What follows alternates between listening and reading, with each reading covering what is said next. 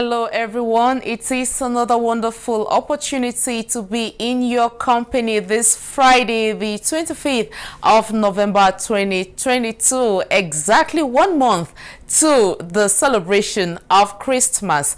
As we prepare to welcome our Lord Jesus Christ, we continue to digest some societal concerns on the program Issues only on Divine Mercy Television.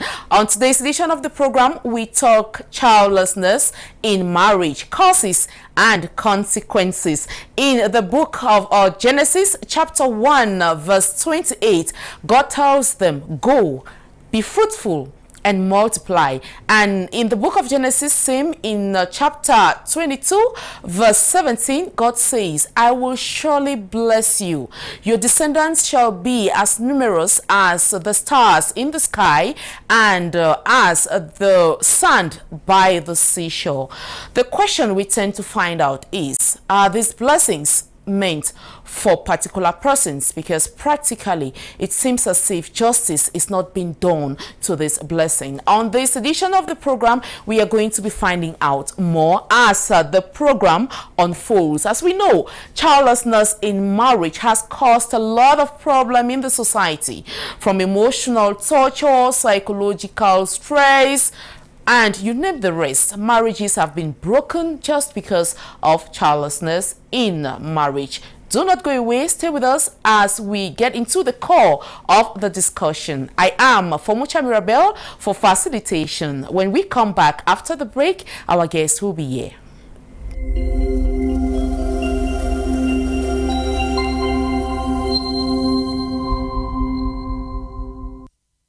Evening once again. Like we said, today we are looking at childlessness in marriage, and today we have our resourceful guest on the program. We want to say thank you to Reverend Father Peter Maza, who was here last week with us and still thought it wise to be with us on this edition of the program. Father, we are delighted to have you today. It's my pleasure. Thank you so much for being with us. And again, we have the brain behind this topic of discussion today, Reverend Brother Singfred Senior, the Director of Communications of the Diocese of Boya.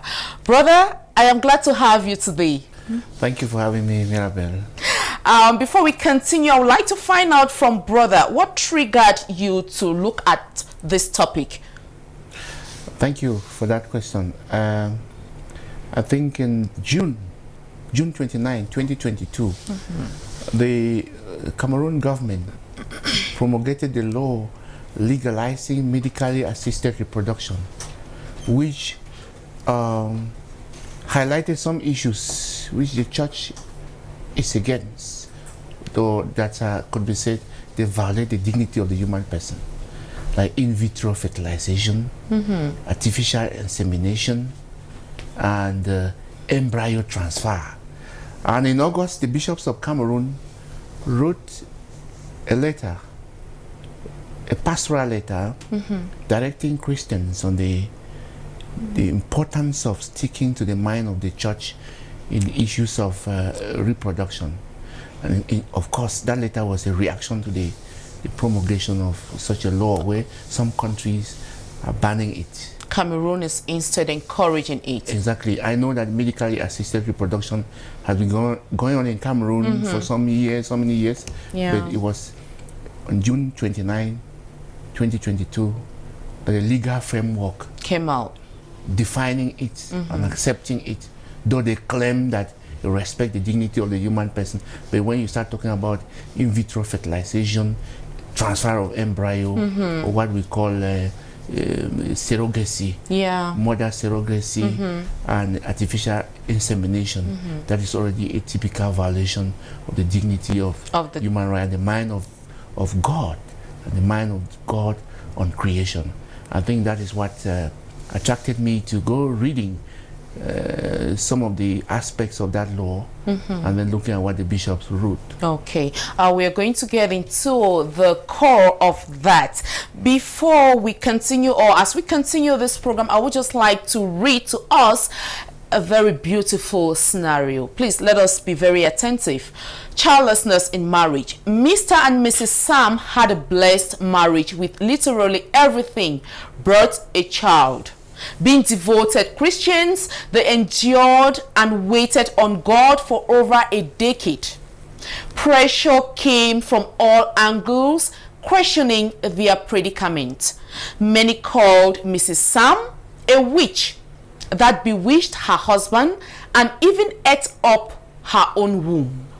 She fasted and soaked her pillow in tears for months without an answer. To capital, medical records certified both couples as being very normal. After being persuaded by her best friend, Mrs. Ben visited all kinds of prayer houses and landed at a certain river. There, the native doctor bathed her every day for 2 weeks and assured her of a solution when he completed his rituals. She took in after 2 months and was delivered of a bouncing baby boy, and they named him Ben. Ben grew up fast and at his teens became a nightmare. He followed bad gangs and started smoking weed at the age of 16. Being a pilferer, he stole every single thing he could set his eyes on, including his father's properties. His constant troubles wore his parents down. This issue greatly affected Mr. Sam, that he had a heart attack and died within few weeks.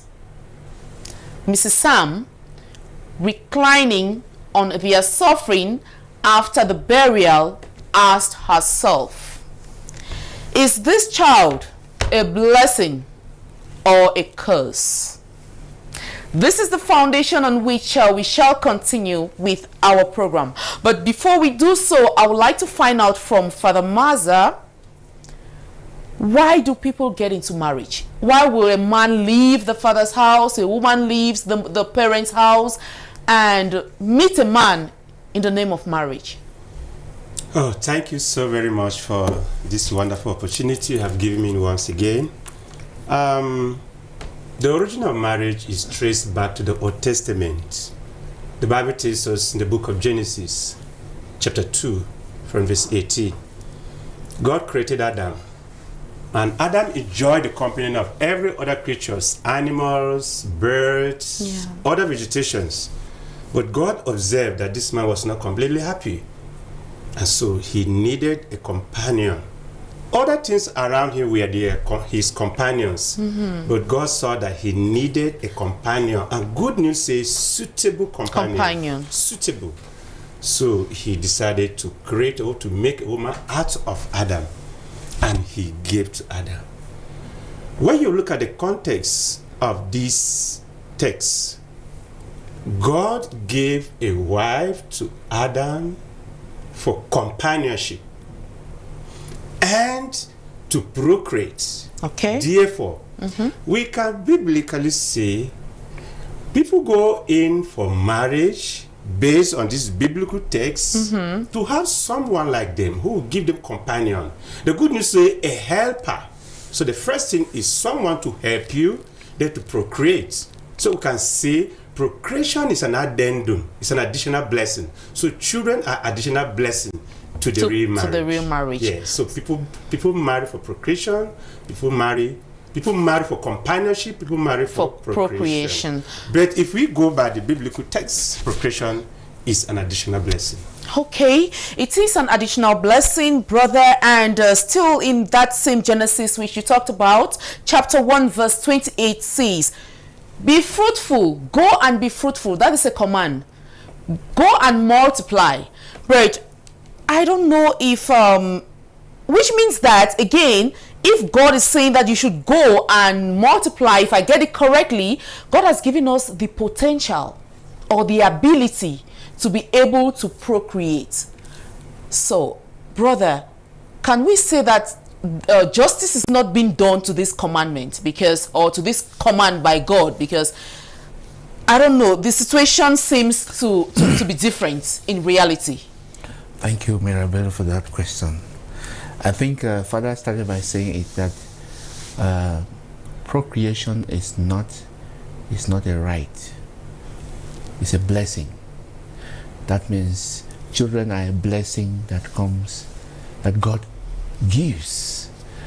And then the text you are reading say, "Be fruitful." When you look at the concept of fruitfulness, it does not mean bringing. It doesn't mean simply bringing forth children. Okay. Yes, you must be fruitful. Fruitful is in the sense of contributing to promoting the kingdom of God on earth, and that could be bringing up other children that may not necessarily be your children biological children. Biological children. That is still fruitfulness, because when you give birth, the continuation of fruitfulness is how you bring up those children. You can give birth to children and you don't take care of them; they will not be fruitful. You could see that it is not, when you say that, if you highlight procreation as the first reason why people marry, you are telling a woman to be a machine for producing children. An incubator. Exactly, a machine for producing children. So, and that is not it. Remember, family is husband and wife.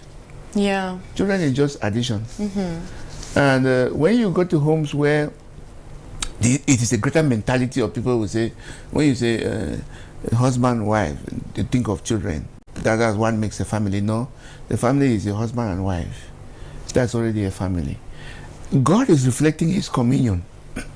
And that communion must lead the human being, as we always say, to the summum bonum, the ultimate goal, leading God's children back to their Creator. And everything that could lead the children of God is fruitfulness. Anything that interrupts that intervenes that, will not be fruitfulness. So fruitfulness could be seen in terms of procreation, bringing forth children, and it does not end there. Okay. How do you bring up those children?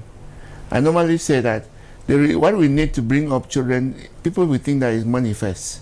The time to take care of those children is the most demanding thing. If you just give birth to children and then allow them there and then go your way, you know what they are going to produce. You are preparing a time bomb that when it will explode, they will take guns and be killing everybody in the whole country. Is that fruitfulness? You are preparing maybe future armed robbers and future terrorists. Yeah. Then that is not fruitfulness. So fruitfulness can be seen from this perspective. Bringing forth children is part of it.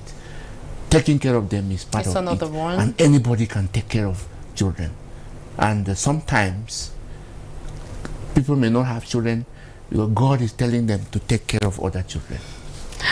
People may not have children, but God is telling them to take care of other children. Again, I take us back to the scripture, which tells us in Psalm 127, verses 3 to 5, that, "Behold, children are a heritage from the Lord. The fruit of the womb is a reward. Like arrows in the hand of a warrior, so are the children of one's youth. Happy is the man who has his quiver full of them. They shall not be ashamed, but shall speak with their enemies in the gate." How then do we understand childlessness in marriage, brother? That's the psalmist. The psalmist speaking hyperbole. They have to exaggerate the language that they use.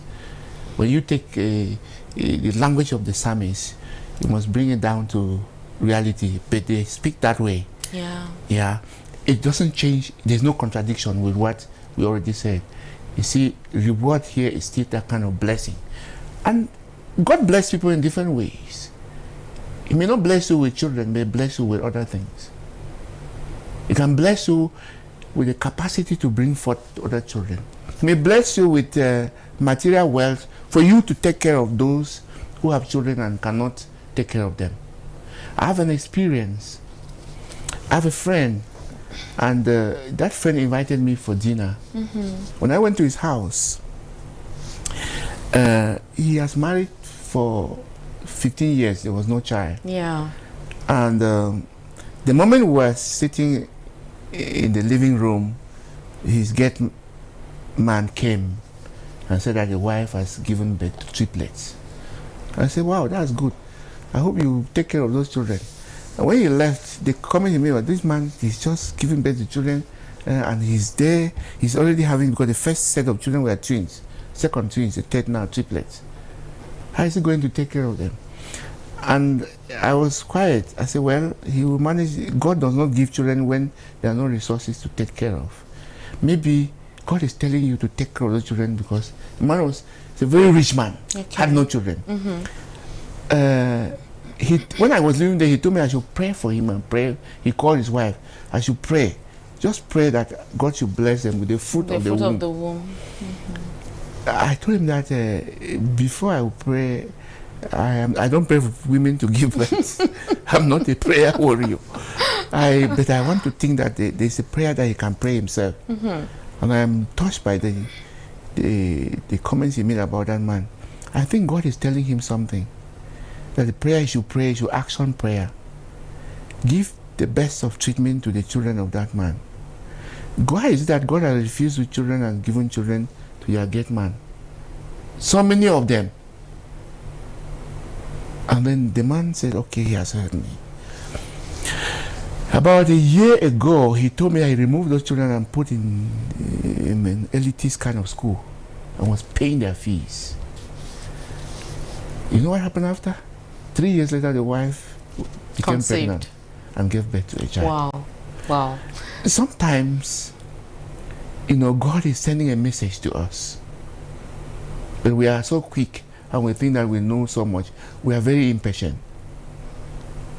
Sometimes we are very impatient, but I want to also take us back to chapter 22 of Genesis, verse 17, Father, which says that I will surely bless you. Your descendants will be as numerous as the stars in the sky. And he did not say that some of you, your descendants will be as. So how then can we understand the fact that some people have these blessings of their descendants being as numerous, while some others do not? Okay, thank you very much. We may be revolving around blessing. God has promised to bless Adam and Eve. The blessing he has promised to bless Abraham, who will have children as numerous as stars and as many as sand in the sea. God's promise that Adam and Eve will be fruitful, or Abraham will be blessed with numerous children, does not remove the fact that poor health can deter one from having children. The fact that it's a blessing does not mean when someone has health problem, that can serve as a deterrent for procreation. That person must surely procreate because God has said so. It is not that way. But even if we understand it in that perspective, let us use Abraham as a direct example. God promised that his descendant will be as many as stars in heaven, as many as sand in the sea. But he suffered childlessness. He suffered it. In fact, it got to a point that he became very sad until the wife suggested that he should take the slave girl, Hagar, and have a child in order to make him happy. He took this slave girl, Hagar, they got Ishmael when he was 86 years. 86. The Bible tells us no sooner had they got this child than Sarah also gave birth to Isaac. This time around, can we see that since God has promised to bless Abraham, he would have blessed him as early as possible, or by blessing him later at that age, it was not a fulfillment of the blessing? It is not. I still borrow the word from brother. Impatient. Childlessness is an existential problem as well as a pastoral problem. For us who are pastoral caretakers, I know what we're talking about. We have a lot that we handle in our parishes and our various institutions. Sometimes it's a matter of patience. God has the responsibility of giving us children, but we have the corresponding responsibility of being patient and to wait for the right time. We must wait.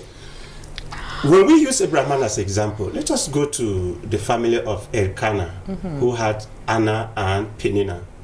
Peninnah was blessed with children. Hannah was not blessed with children. Let's just say he was not blessed. Not that he was not blessed, but the child did not come as early as he should have come.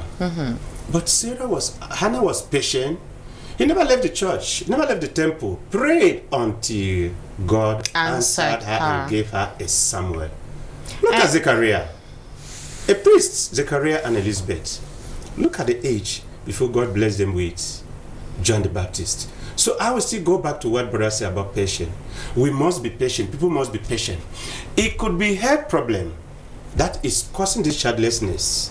They could take their time and follow up medical instruction, and then praying also, waiting for the appointed time. If God provided Isaac for Abraham, provided Samuel to Anna, provided John the Baptist to Zechariah, he can provide for someone else. He can definitely provide for someone else, but yes. Father, the truth is we have many in the society who have even died without having children.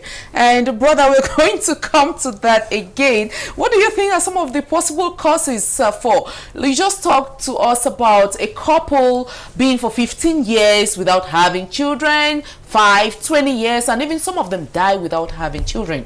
What could be some of the possible causes? Thank you very much for that question. I think the very first one, it could be a divine plan. Okay. Like the cases of Abraham, Sarah got her first child, what age? The Bible says about 90 years. And the many examples that Father has mentioned there. It could be a divine plan. That's the first thing. God exists in eternity. And in eternity there is no time. It is human beings who try to say tomorrow and put us in time. But he does not exist in time. Yeah. The second cause could be a medical issue. Okay. It could be rupture of the uterine. The rupture of the uterine could disrupt the normal. Once the uterine is ruptured, the woman cannot conceive. There's no way you can conceive. And that could be caused by abortion. We don't forget that there are some countries where abortion is even legalized. Yeah. And then, even if it's not legalized here, we know cases of abortion. It could cause the uterine to rupture. You will never conceive.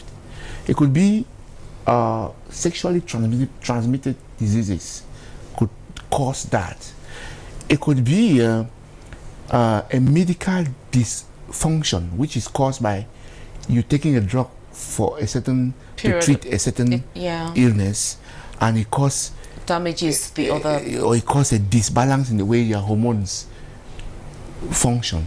Okay. And that could be and when that happens, the natural way of conceiving may not be disrupted. You may need to understand also there is also ignorance.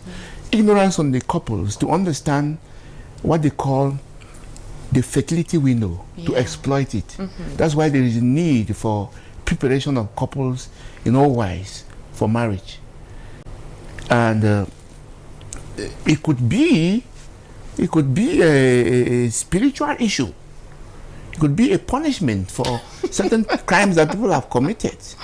You might spiritual have in terms of God punishing you, or African science. It could be God. It could be a parent. Maybe you have abandoned a child somewhere, and God.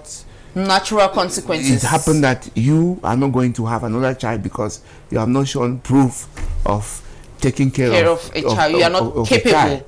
Yes, it could be that. It could also be curses, which come out of sin. Remember you mentioned abortion. Yes. So it could be abandoning a child alive and a child you have destroyed some times ago. Exactly. So the blood of the child is against you. Against you. Just like the blood of Abel crying against Cain. So it's not about you having a child with someone abandoning. No. It could be the one you have destroyed. You have destroyed. Crying. You have destroyed. It could also, possibly, it could be also be the one that you don't care about. How do you look? God will bring forth humanity in His image and likeness, and you don't care. You curse, because once you don't give what that child needs, you are denigrating the dignity of that person, because he has the right to live well, to eat well, to make good choices. So there could be several causes. And brother, this just takes me, it reminds me of a situation where there is this lady who who put to birth at a very young age and decided to conceive, or how could I say, that lady decided that the daughter will not know that she is the mother. So her identity was not made known. And so that child has been living for more than 18 years without knowing that that woman is the mother. Why? Because of societal pressure, or you don't want society to think that you have a child, or you had a child when you were not married. So can things like that also affect you in the future? Yeah, what brother mentioned there is a consequence of abandoning the child. Yes. When a child is abandoned somewhere, and then you are busy looking for another child, that child is saying, I am here, you are not taking good care of me. So how can you have another child? Take care of me. The cry of that child will follow you, and especially when it is a gay child. It could also be somebody's daughter. You have promised, you have sucked her economically, morally, sexually, you abandon. Then you go and take another woman you want to have a child with. Meanwhile, you have sucked this other one. In fact, her little made all promises. She has sunk her little resources in you. He has made you graduate. Has done everything. You abandon her. You are somewhere. The girl is crying. That lady is crying. Every day. It will not go well. So there are a lot of causes. Sometimes we don't understand these things, and it is even more dangerous when you do it to a woman. God does not want to see the tears of a woman. In my own village, where I come from, you don't dare to make a woman shed tears. The tears will follow you. So sometimes this thing could be caused by a treatment that you have given to someone's daughter negatively. She is crying somewhere. Then the daughter or a child you have had somewhere, you abandon, you're not taking good care of the child. In fact, you don't care about the child, but you are busy looking for another child. Why this child? So it will not come. Go and take care of that one. Go and take care of that one. Do you have any other thing to add as per some of the causes that will actually stop this married couples from getting children? I think we mentioned a lot, and I think that those ones, they are enough. We have cut across all, and I think that the last one, which we are talking about, the consequences of child abandonment. Yeah. People neglect that and think that life is just normal. The child is crying somewhere every day, and then you are looking for another one. The cry of that child will not sometimes go people are thinking about when you talk about childlessness, people look at women. Exactly. And we are going to come to that, because they start pointing fingers to you, the woman. You know, even like the story Remember the we first read. Experience I shared with you when we were talking of the 15 years. Yes. When I met a woman who told me she was chased from her marriage home by the siblings. Yes. Of the man, of the husband. That she's a witch because she was not bringing forth children. And in the story you narrated there,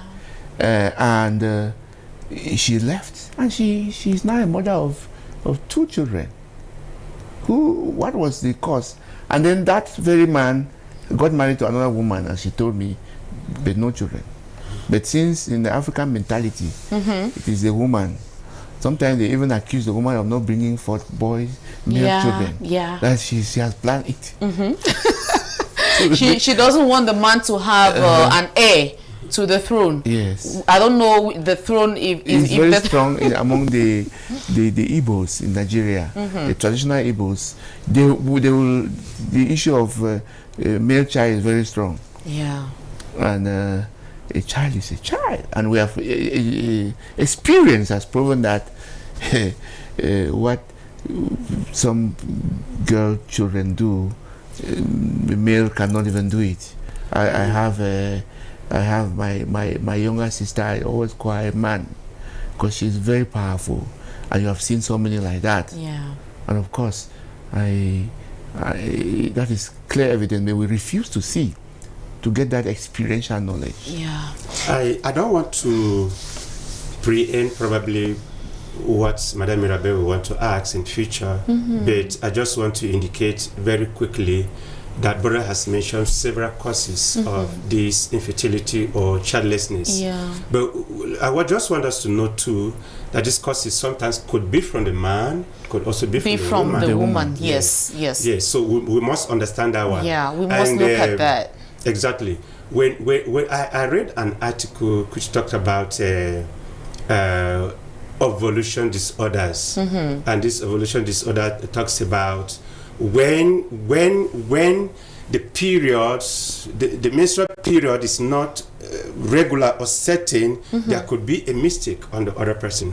And so that article I read recommends that couples should have regular intercourse at least 5 days to the ovulation period and at least a day after. Yes. So when diseases are not observed too, it can happen. Can also cause. I also read somewhere where they talk about tobacco, especially this marijuana. It can affect or it can impair pregnancy. Very serious. Yes, sometimes people take it for granted. And there is another cause which is called fallopian tube damage. Fallopian tube damage. Yeah. It is popularly known as blockage. The blockage of the fallopian tube, and most often they'll have to operate you and remove one. And when you say they have removed my fallopian tube, it becomes very difficult for the woman to conceive. It leads to an inflammation. And so those things we should take them serious. Sometimes people don't understand it, and maybe we may be going for solution. I don't know. Otherwise, I would have said people need to go to hospital and check. Yes, we shall be looking at that in the minutes ahead. It's very important. But I want to find out, why is it that when you find yourself in a community, you see couples who have not had children 5 years, 10 years, why do they always point a finger at the woman? Those are societal categorization. We live in society where we easily consume meaning without even questioning. You're grown up where it was believed that it's only a woman. Even with the exposure and education, there are still people who hold very strong to those beliefs unconsciously. When the real thing comes, they begin to get back to it. I say we need to be, that's why I say we need to question some of the meanings that we consume and have a critical look at those things. We're beginning to realize, of course, where the situation where you find out, mostly in most African cultures, they will believe that it's a woman. But evidence have proven that it could come from a man. Come from a man, it can also come from a woman. Could be both parties are involved. Madam Mirabel, yes, Father. You know, I'm a student of conflict and peace building. Yes. So things like this sometimes they affect me as a student of conflict and peace building. To give a lion share of blame to women to have been the cause of childlessness is a direct gender-based violence. I can say that anyway. It is a violence because this gender is just a social construct that the society feel that certain things are done by women, certain things are done by men. Okay, men are born to be leaders. Women are born to be pregnant, caretakers. And who makes them pregnant? We'll come to that. Therefore, what brother said is it is just something of the mind. But if we use this gender vis-a-vis with what he said, we can draw a conclusion that probably the society sees a woman to be a carrier of the child. So she should know how to protect the child. So whatever happened, they think the woman has caused it. And if a woman should take in, she knows the period she should accept intercourse to take in. So I think that should be the reason why they point accusing finger to women. To women. Because of infertility or childlessness. Okay, this takes me to another concern, which you have couples married for 10 years. They don't have any child. Sometimes the man may decide to go in for another wife. Sometimes the woman may also decide to go in for adultery and bring in a child. Brother, what do you make out of this? Well, it comes from the wrong understanding of the sacrament of holy matrimony, the wrong understanding of marriage. That is from the beginning. We stated it very clearly. You are not looking for a machine that will be producing children. I call it innovator. Yes, you from the scripture, you say God wanted to give a man a companion. He did not want to give a man a machine for producing children. So it is wrong understanding of marriage. And of course, when you look for a child from outside and bring, you are creating more problems. Of course, no matter how long you hide it, it will come out. It will come out, definitely. And then when you send away the wife because she's not bringing forth children and bring another one, you will see how you can be bringing forth children, but they are not fruitful because you are not living in the peaceful home. Because you have not understood what marriage is. And you are not allowed the will of God in your life. We are not refusing the medical sciences that can solve infertility. The church allows that, but it must not violate the dignity of the human person, and it must not violate the child right to conception, and it must not violate the beautiful sacrament of holy matrimony. So going outside to go and look for, you're already violating all this, and you cannot live peacefully. People rush into marriage without understanding what marriage is all about. When you understand what you are the decision you are taking, the decision for life, you need to learn a lot, reflect well before you take that decision and accept it. That's why they say they don't take the other part for better, for worse. But when the worst part comes to you, but you said it. At that time we're excited because we only think of the better part, but the worst part we don't want to think about it. And it's the same thing with us in Christianity. I just want to say that what brother just mentioned is found here in the Bible. It's found here. When you read the story of Abraham, Sarah, and Hagar, Isaac, and Ishmael, it's practical, it's real, it is found here.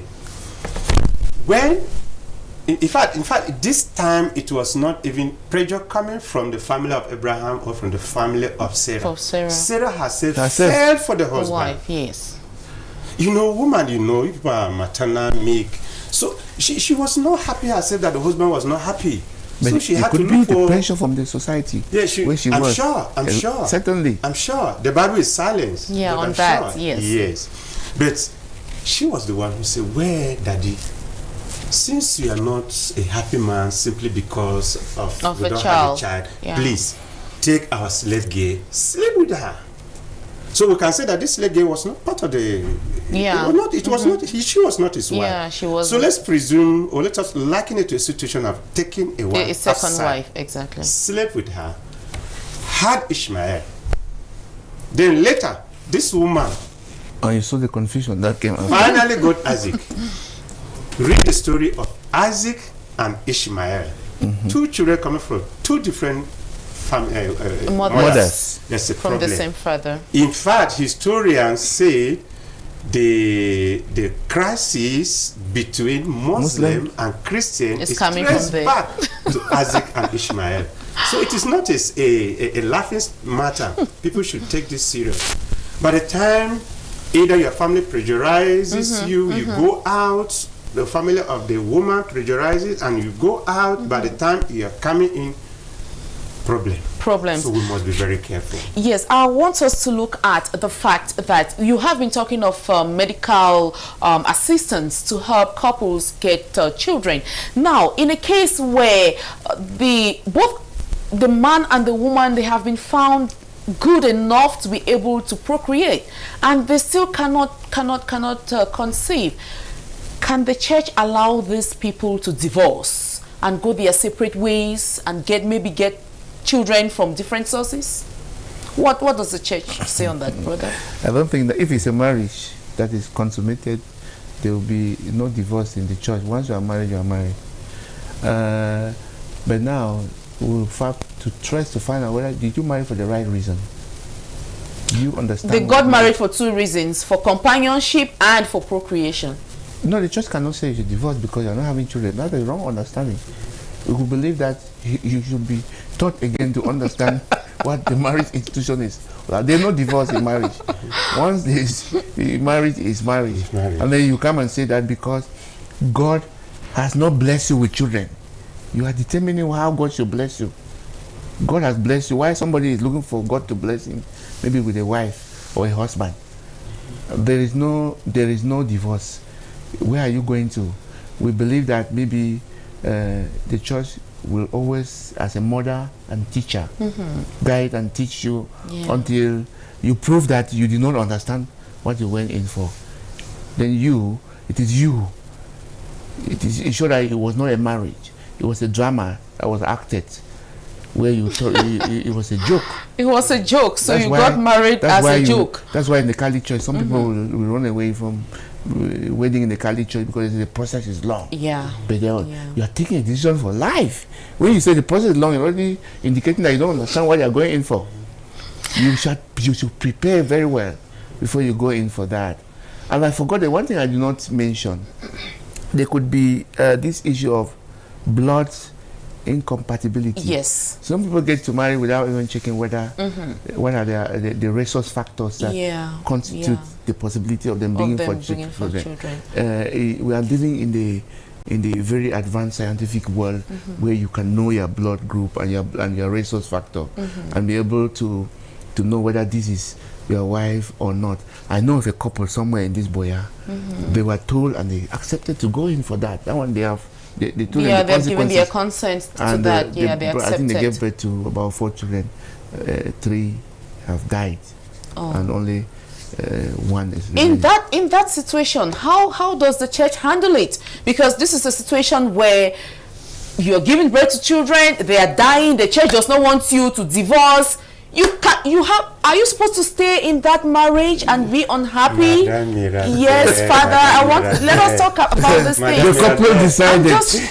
This divorce is sounding so strong in your mouth, and the church doesn't. No, it is what the society. That is why we call this program Issues. We want the society to understand why the church does not allow this divorce. Because you are in a marriage, you are giving birth to children, they are dying. You really love to have children.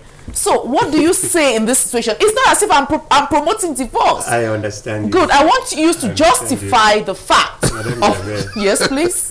The church does not permit divorce, and especially when it comes to childlessness. Okay. First of all, brother has explained. I have also explained, giving the biblical text. You were married not for children, you were married for companionship and additional blessing. If they have not come, wait. Children are not the right. The only thing the church could permit is what we call temporal separation. But it must follow the legal procedure. And temporal separation is only given when the life of another partner is threatened. In that way, the church can give that temporal separation for a moment, investigating. And it is just because the life of the other partner is threatened. So there can be that separation. The church goes in, set a committee, follow up to know why this. But for divorce, because no child, divorce because children are dying, no, it is the will of God. Okay, it is and the that will separation is also meant for you to come back to your senses. It's a time to understand. Time heals. In the long run, you will realize that no, let me go and it is the will of God. Let me go back. Let me stop my wife. Procreation, because you still be bringing forth children in the world and they are dying. But remember, I mentioned that the couples knew They were No, I'm told talking of a situation where they don't know. Exactly. I'm talking about a situation where they don't know. Now we have this message coming in. Good evening, Mirabelle and the panelists.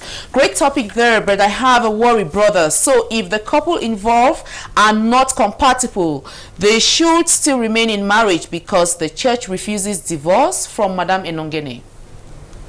Of course, we have said it from the beginning that the reason for man and woman coming together to form a family is not for procreation. It is not for procreation. Okay. So you are telling, remember, we say children are a blessing. If your priority is children, Don't you get can into go marriage. and look for a machine for producing children and begin to produce children. That is not the church's understanding of marriage, and that's not why God created the sacrament of holy matrimony. Okay, that is not why the church created the sacrament of holy matrimony. Jokem Tangwa says, right on, girl, thank you. Tabayangma is watching, and there is another message here which says that the child is a cause for the family. Okay, which means that the story we narrated, Ben, is a curse. I don't think that. What do you think about that? There are two things, there are different ways to look at it. The first one is that Ben, the story don't tell us whether, I'm sure that since they got their only child, after a long wait, they spoiled this child and did not bring him up properly. I believe that a child, that's the first one. The first thing, children are a gift from God. Yeah. But now, was this child a gift from God? Good. I was going to ask. Yes, Was this child a gift that's from the God? question. It's a possibility that this child might not be a gift from God. Because from the comprehension essay, Yeah. it talks about they have They gone went to rivers. When he was bedding for they several were bedding times. for 2 weeks. When you mention River, you already know church about marine houses spirits to and all church whatnot. houses, they use, in fact, they say a word you use, landed. In the river. You cannot Yes. land in the church, you can land in the river. That is already. Now let's that is look. I already- wanted to also see it this That's way. already a problem. So, brother, I'm coming. I think when she landed on the river, whether the doctor there or the pastor there bet her For 2 weeks. for 2 weeks. Yes, every day. We don't know the type of bedding. Bedding how? So, yes, definitely must have been different things. Whoever was there, whether a pastor, a herbalist, a ritualist, did that was contrary to the will of God. And so, those contrary things could be the repercussion that this boy turned to be what he was. But that boy It's a came from possibility. God. Yeah, he came from God. Okay. He came from It's a God. possibility. Yes. It could also be using sometimes people are searching for children genuinely, Yeah. and they're using those, and God decides to give. It will still be a gift of God. That is the first thing. Is if it was a gift of God, there's a possibility. Did they bring forth that child fruitfully, as we quoted from the scripture at the beginning? So bringing that child fruitfully is taking care of a child, forming the child to become a responsible person tomorrow. It might have been a spoiled child. Then the second one, as Father is mentioning there, is correct. If you see the process of that childbirth through several beddings and all whatnot, it can be the product of the devil. I know that And she then the was devil, formed, whatever was inserted in her. So that child was a gift from the devil. I just want us no, to. there's a Because- possibility. There's a possibility because the devil has many ways of manifesting. The devil has powers. You could, It also has powers, but it could. But definitely, God also may have allowed that to happen to teach them a lesson that if they didn't wait for the acceptable time. Also, as brother was trying to say, these people have suffered before this child finally came. So probably because they have looked for this child has finally come, so over pampered, they were giving him everything, they were not even scolding the child was doing whatever pleased him, and so finally he became wayward and did what he did. Now, father and brother, when I want to say anything, you say no, the church does not allow. The church does not allow for divorce. Madam Inongene just asked that should no, the church does not allow for divorce for them to go and even the African culture doesn't allow. It doesn't allow for divorce. Yes. At the beginning of the program, you said the church does not allow for in vitro, and yes. we know that God has given knowledge to these medical doctors to do what they can do. So, but the church does not still allow for this. So, what actually does the church allow for in such a situation, brother? Now, medical assistance that does not violate, that does not contradict the dignity of the human person, that does not deprive the child from the rights of procreation, of fatherhood and motherhood. Yes. That does not violate the sacrament of holy matrimony. You mentioned about in vitro. Some people don't understand what in vitro fertilization is all about. If you know about it, it's very clear that no, but it is a serial abortion. Because first of all, in vitro is what? Is removal of the semen from the man and the embryo from the woman, and then fertilizing in the test tube. Yeah. First, before you remove this, you cannot remove a single semen from a man. It must be removed, and then you cannot remove semen from a man without a process of sexual intercourse. That means it can be caused by you motivate the person to have a kind of masturbation. Yes. Which is already sin number 1.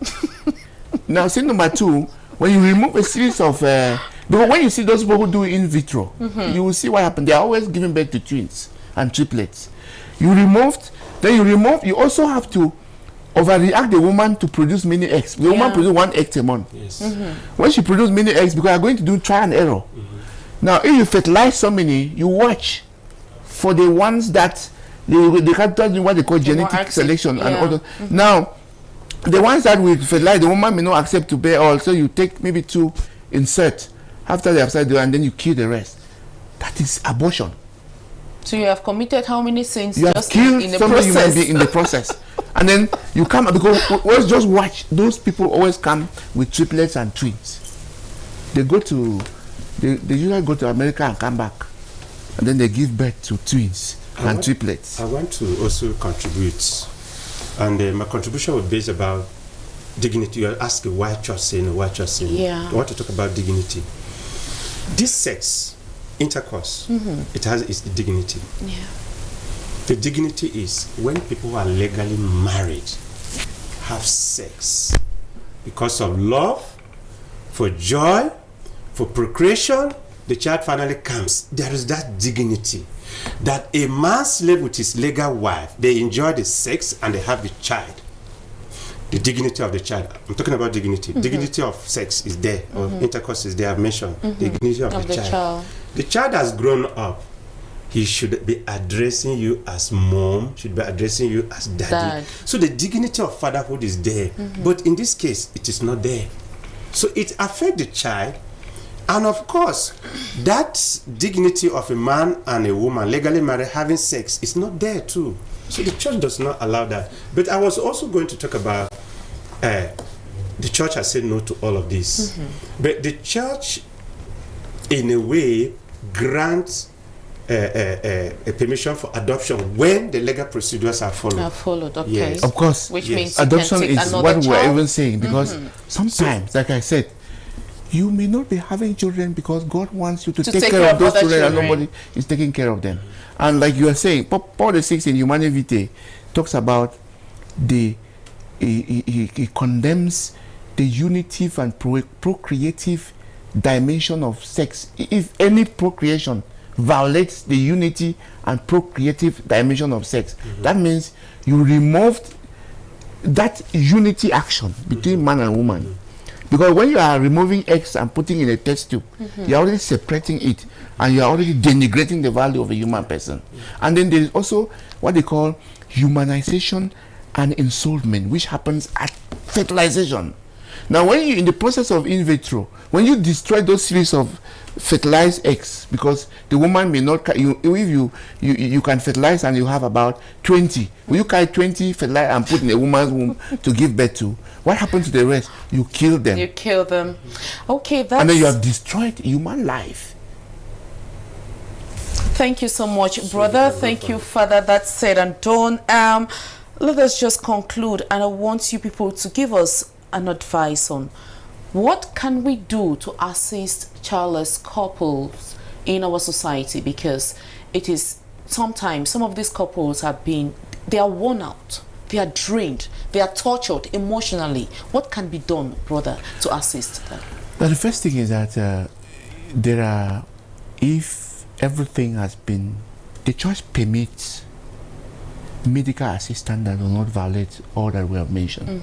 Human dignity, the right of the child to have his parents, and the institution of marriage. This allowed is what we call the natural, it's called NAPRO technology. That is natural procreative technology, which is a kind of method that is fertility care, not fertility control, which is linked with family planning. So once you have exhausted all this and it's not working, it is very clear that there are children outside there looking for. You may not have to go to, because the process of adopting a child from an orphan can be very cumbersome. Very, very complex. But then we have relatives who have children that they cannot take care of. And then because there's a wrong conception of taking care of children, that I'm taking care of this child, will he take care of me? The parents will take care of the child. That's what people think. You as a parent, your role, you are just doing, God is using you as a procreator to take care of his children on earth. You are not taking care of a child because that child will take care of you. I want to send this child to school because when I'll be old, we take care. You don't even know who will even die before who. And you don't know where you will even die. And of course, life experience has proven to us that we find children who come from, once we take care of a child for the sake of that child, your blessings God will come. Will bless you, and God will see that you are taken care of. Father, your words, please, as we round up. I'll give my words on the church's perspective. We have what we call pastoral care of the family, and it is not all about the father, mother, and the children, as brother was saying. Even if there's no child, it's a family. And so we have a family life service, we have priests or pastors, we have CFM, we have counselors. These people are traumatized, they are emotionally disturbed. We need to be close to them, we need to counsel them, we need to talk to them. Like for us pastor, we have the obligation to even organize prayer sessions with them. It is not necessarily gathering such people, but if you are in a parish and you have such people, you can always bring them close to you, organize novenas for them, organize prayer for them, pray with them, let them understand that one day they'll be given a child. And I want to conclude using Genesis chapter 21 verse 1 to 2. Genesis chapter 21 verse 2 says, Isaac came at the time God wanted him to come. Therefore, what is meant for you will never come before time, and it will not come. It will only after come the time. at the right time. Yes. And as we conclude, this person says, good afternoon, madam. Thank you so much for this wonderful topic, and thank brother and father for their brilliant answers. I want to find out, does it mean the Bible verse which say, go out and be fruitful, refers only to procreation? And they have said no. It means that you can, procreation doesn't only mean the children that come from your own womb. You can also take care of other children, if I got that correctly. Fruitfulness. Let me add something. Yes, please. He mentioned that, but procreation, we are co-creators. God has created heaven and earth. We have vegetation. We have things around us. We have trees. If we not, if she talk about procreation, it is not only about the womb, out of the womb, taking care of our environment. So deforestation is against it. So all right. Procreation is encompassing. Yes, beautiful. Okay, so I hope Ma'am Ijele is getting that. Another question to brother: in the case where a man has only girl children and feels that it's the woman's fault, and even after explaining to the person that a child's sex is determined by the man, but yet he continues being adamant, what can you do to such a situation? Which means that you keep brother, what can you do? You just need to, the man needs to I hope our discussion here will help that man. Exactly. Yeah. Our discussion will definitely help that person. And many people are still ignorant of this. Yes. Yes. Okay. So we can still sensitize men about it. All right, which means that this program we are going to coin another topic that's Yes. going to center around this same topic on our upcoming editions And of even the program. before that, Yes. men, those who have only female children are looking for male children. God did not say, I will bless you with male children. They should be very careful. Yes, Okay. and I think that we should look for how to elaborate on the issue of embryo transfer and artificial insemination and in vitro. So that people need to understand know. the There's some of our process. Christians who are falling prey to it without knowing what they're doing. Okay, we shall definitely have that topic on subsequent editions of the program. Very important point, Mirabel. Great job. That's Madam Inongene. I have been waiting for that question. Special thanks to father and brother for their brilliant responses. Kudos. Thank you so much, Madam Inongene. Thank you to all of you who have contributed to the program. Again, the bottom line is God gives children. Children are blessings from God. Let us be patient. It is definitely not easy, but at the right time, God is going to answer you. And sometimes you pray and God answers you in a different way. Let us also open our eyes to those other answers that God is giving us. Thank you for being part of us. Stay with us, or you stay on to Divine Mercy Television for other upcoming programs after this. And to have a rebroadcast of this program, you can always tune in on Saturdays at 8:30 p.m. or on Mondays at 3:30 p.m. Until then, have a good evening.